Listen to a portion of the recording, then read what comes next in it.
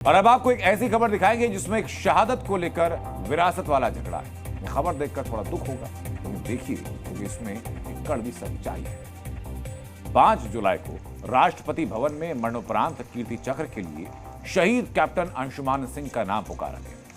बहुत मार्मिक दृश्य। Man Singh army medical corps 26वीं बटालियन पंजाब रेजिमेंट मरणोपरांत।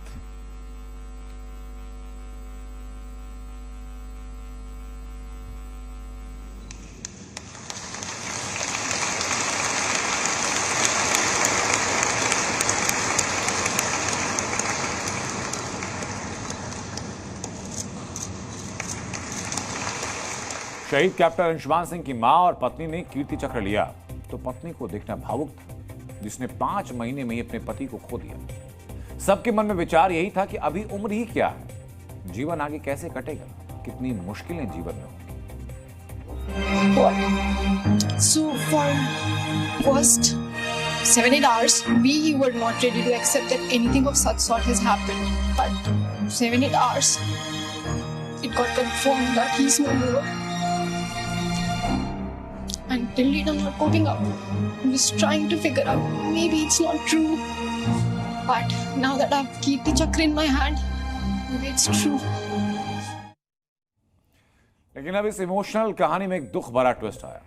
शहीद अंशुमान के माता पिता ने कहा कि उनकी बहू स्मृति सिंह ससुराल छोड़कर मायके चली गई। बेटे के कीर्ति चक्र के साथ उसकी सारी निशानियां भी समेट कर ले गई। एक तरह से सारे रिश्ते तोड़ दिए।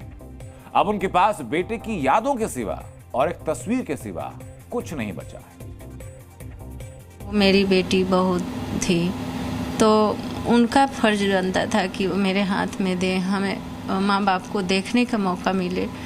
तो मैं इंतज़ार कर रही थी कि वो देंगी, कम से कम एक बार देखने के लिए तो देगी, पर ऐसा कुछ हुआ नहीं। उसका दर्द ही है जो ये सब हो रहा है। हंसती हूँ, रोती हूँ और चिल्लाती भी हूँ।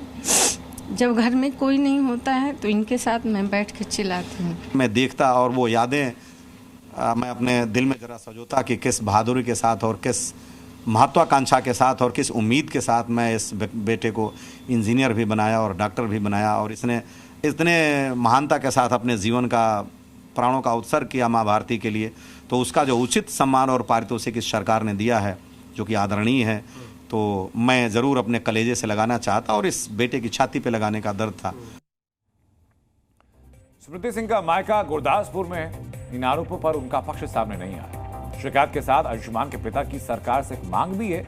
वो चाहते हैं कि सरकार NOK के नियम बदले। मेरी इच्छा थी कि जो पुरस्कार है उसकी रेप्लिका मिले, दोनों लोग लें, ताकि ये ना लगे अगर वो परिवार छोड़ के जाते हैं तो पत्नी को भी एक प्रतीक रहे और परिवार में माता पिता को भी एक संबल रहे कि ये और वो देख भी सकें।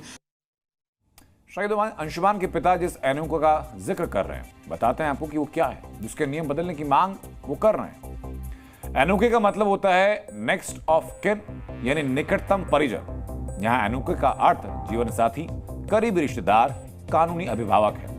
एक जवान सेना में भर्ती होता है तो NOK उसके माता पिता को माना जाता है, लेकिन शादी के बाद NOK लिस्ट में पत्नी का दर्जा माता पिता से पहले आता है। ऐसे में जवान की शहादत पर सारी वित्तीय मदद या मुआवजा सिर्फ पत्नी को मिलते हैं। शहीद अंशुमान की पेंशन भी पत्नी को मिलेगी।